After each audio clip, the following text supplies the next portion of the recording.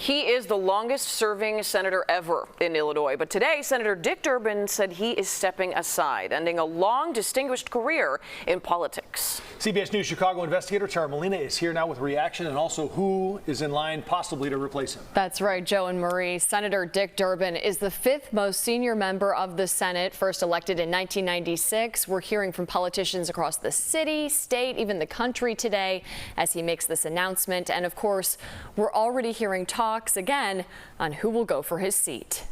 I truly love the job of being United States Senator, but in my heart, I know it's time to pass the torch. So I'm announcing today that I will not be seeking re-election at the end of my term. 80-year-old Dick Durbin says he will continue to fight for Illinois and the country in his remaining time as senator. I've always tried to stand up to power. While formally announcing he will not run for re-election.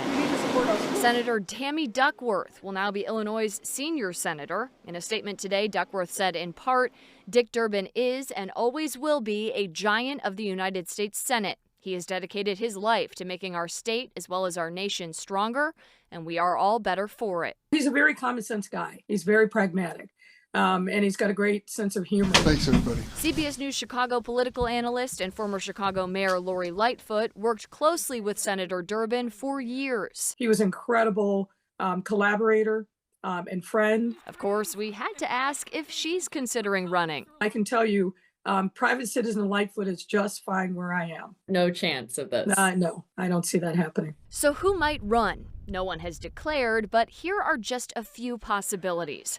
Congressman Raja Krishnamurthy, who has more than $18 million in his war chest.